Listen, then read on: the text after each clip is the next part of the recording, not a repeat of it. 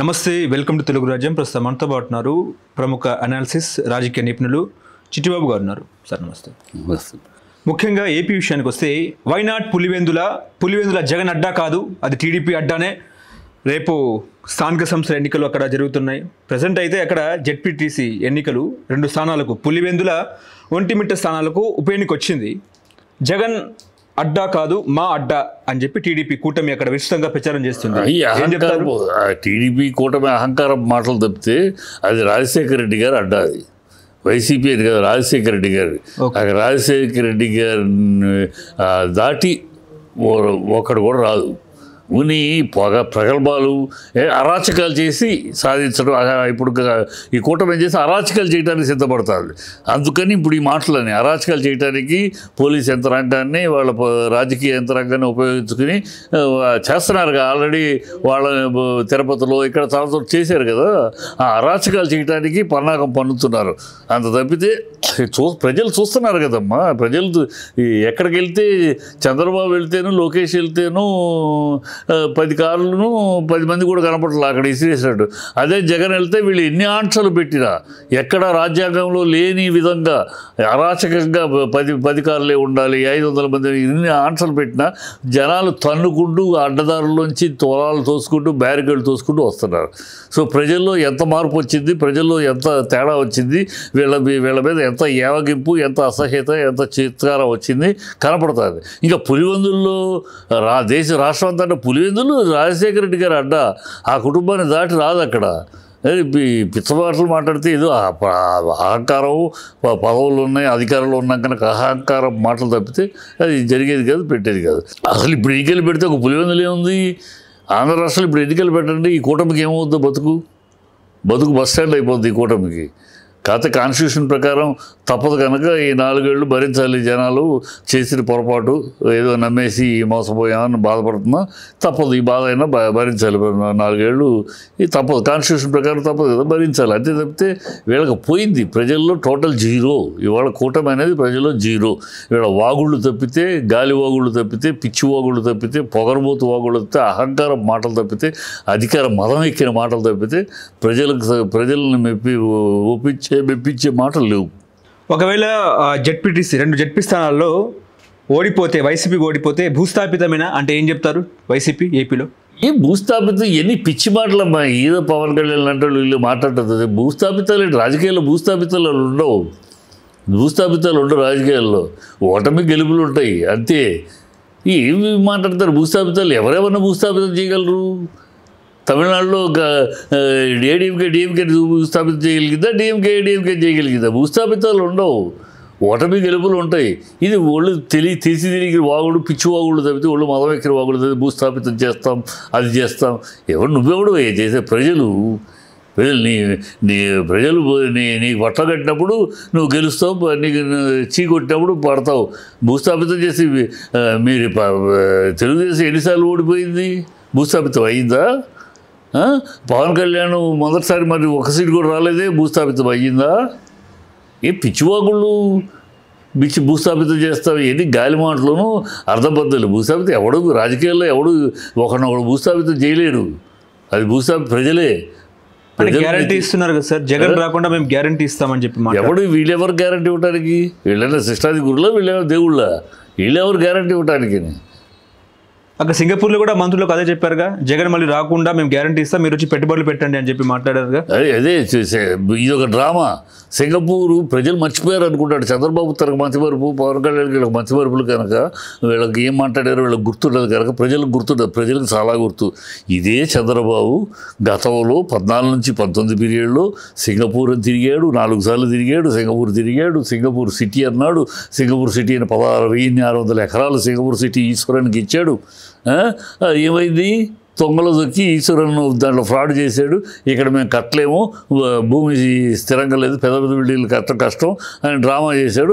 ఆఖరికి సింగపూర్ గవర్నమెంట్కి చిక్కి జైల్లో ఉన్నాడు ఈశ్వరు. ఈ చంద్రబాబు కాంట్రాక్ట్ పెట్టుకున్న సింగపూర్ ప్రభుత్వంతో కాకుండా ప్రైవేట్ వ్యక్తితో పెట్టుకొచ్చి డ్రామా చేశాడు. 1,400 ఎకరాలు ఇక్కడ సింగపూర్ సిటీ వచ్చేస్తుంది, ఒక్కొక్క ఎకరం 10 కోట్లు అయిపోతుంది. ఇది సెల్ఫ్ ఫైనాన్స్డ్ కంపెనీ, ఎవరు అమరావతికి డబ్బులు ఇవ్వట్లేదు.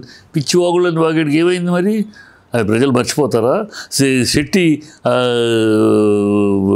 దుబాయ్ శెట్టికి 50 ఎకరాలు ఇచ్చాడు, ఇక్కడ 7 స్టార్ హోటల్ వచ్చేస్తుంది, ఒక పెద్ద హాస్పిటల్ వచ్చేస్తుంది అన్నాడు. 2018 కల్లా ఓపెన్ అవుతాడు. ఏది ఆడుకుపోయాడు.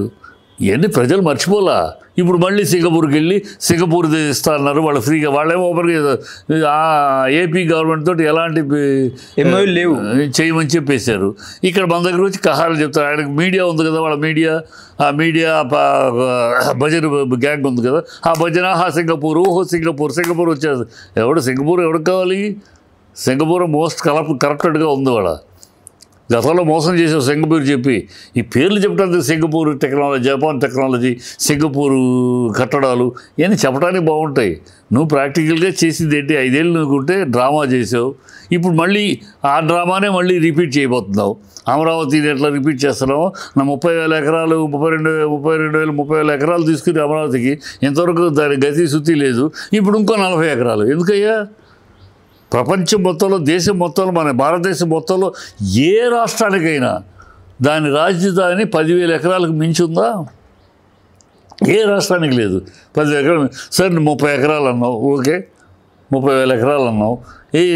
దానికే గతి లేదు.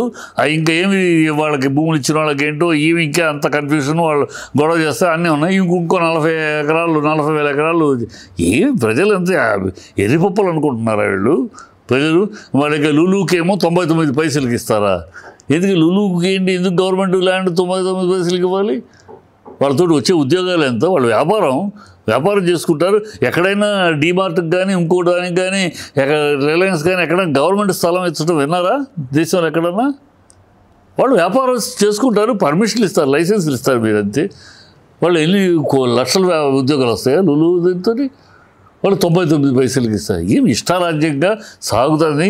కాన్స్టిట్యూషన్ ప్రకారం మిమ్మల్ని ప్రజలకి కాల్ బ్యాక్ అధికారం లేదు కనుక దౌర్భాగ్యం మాట్లాడి ఇక మేము చించుతాం, పొడుస్తాం, మేమే ఉంటాం, 15 ఏళ్ళు మేమే ఉంటాం అని ఒక ఆయన అంటాడు. 15 ఏళ్ళు మిమ్మల్ని రానివ్వను ఇంకో ఆయన అంటాడు జుట్టు ఎగరేసుకుంటూ.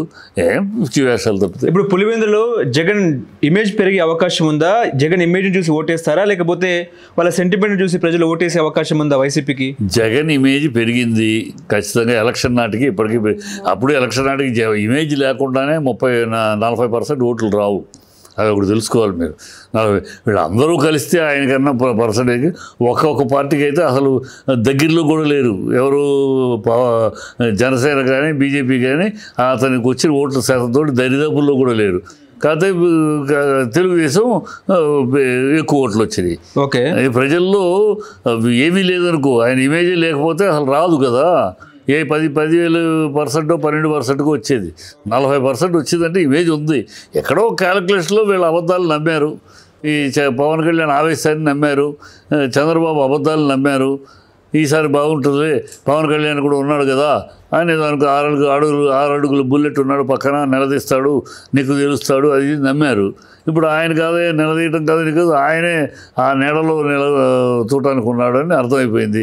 చంద్రబాబు భజన చేయడానికి ఆయన పార్టీ పెట్టాడు, అందుకోసం రాజకీయం తప్పితే ఇంకోటి కాదు అని అర్థమైపోయింది ప్రజలకి.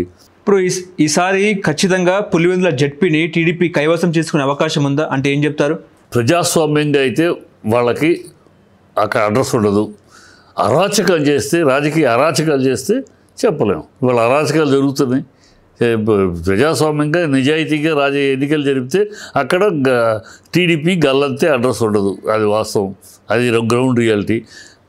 అరాచకం చేస్తే ఇప్పుడు చంద్రబాబు ఎలాంటి స్థాయికైనా దిగజారుతాడు కదా, ఎలాంటి అరాచకం చేయడానికైనా సిద్ధం కదా. అరాచకాలు చేసి గెలుస్తారంటే వాళ్ళ కర్మ, అది చేస్తే ప్రజలు చూస్తూ ఉంటారు. తగిన సమయంలో కుక్క అటుకు చెప్పుదెబ్బా అన్నట్టు అప్పుడు చెప్తారు బుద్ధి. ఇప్పుడు ఈ జడ్పీ ఎన్నికల ఫలితాలు రేపు స్థానిక లోకల్ బాడీ ఎన్నికలపై ఎటువంటి ప్రభావం చూపించే అవకాశం ఉందంటే ఏం చెప్తారు? ఇప్పుడు స్థానిక ఈ స్థానిక ఎన్నికలు ఎప్పుడు కూడా లోకల్ అధికార పార్టీని బట్టి ఉంటుంది. ఎందుకంటే ఏ పార్టీ అధికారంలో ఉన్నా కూడా ఆ పార్టీ అధికారంలో ఉంది. చిన్న పనులు, లోకల్ ఎలక్షన్ చిన్న పనులన్నీ అధికార పార్టీనే చేయాలి కదా. సో పార్టీని కాదని మనం, అధికారంలో ఉన్న పార్టీని కాదని ఇంకోటి చేసి మనం ఏం చేస్తాం? సో వాళ్ళకి కావాల్సిన పనులు అవ్వాలి. ఆ పనులు అవ్వాలంటే ఈ స్థానిక సంస్థల్లో నార్మల్గా, అందుకని దేశవ్యాప్తంగా ఎక్కడ మన రాష్ట్రంలో ఏ రాష్ట్రంలో అయినా దేశవ్యాప్తంగా స్థానిక ఎన్నికలు జరిగినప్పుడు అధికారంలో ఉన్న పార్టీకే ఆదరణ ఎక్కువ ఉంటుంది. ఆదరణ అంటే అభిమానించడం కాదు, పనులు అవుతాయి. ఆపోజిషన్ లీడర్ని పెట్టుకుని పనులు ఏం చేయించుకుంటాం? నాకు రోడ్డు కావాలి, అది కావాలి, బ్రిడ్జి కట్టాలి, ఇవన్నీ ఉంటాయి. ఈ చిన్న చిన్న పనులన్నీ చేయించుకోవాలంటే ఖచ్చితంగా అధికార పార్టీ కావాలి. సో అందుకని ఆ పార్టీని మద్దతు తెచ్చుకుంటారు ప్రజలు, గెలిపించుకొని పనులు చేయించుకుంటాను. అధికారం వేరు, స్థానిక ఎన్నికలు, అసెంబ్లీ ఎన్నికలు వేరు, ఈ ఎన్నికలు వేరు. అసెంబ్లీ ఎన్నికల దృక్పథంలో ఎవరు ముఖ్యమంత్రి, ఇక్కడ అది కాదు. ఎవడు ముఖ్యమంత్రి, ఏ పార్టీ అధికారంలో ఉంది, మన మంత్రి ఆ పార్టీని గెలిపించుకుంటే ఆ మంత్రి దగ్గరికి వెళ్ళటము, ఎమ్మెల్యే దగ్గరికి వెళ్ళటము, పనులు చేయించుకోవాలి. అది. హలో, తెలుగు రాజ్యం ఛానల్ చూస్తున్నారా? సామాజిక రాజకీయ జీవన చిత్రణే తెలుగు రాజ్యం. అతిశయోక్తులు, అసత్యాలు ఉండవు. రాజకీయ కోణం కాదు, ప్రజా కోణమే కొలబద్ద. తెలుగు రాజ్యం వీక్షణ మీ ఉత్తమ అభిరుచికి నిదర్శనం.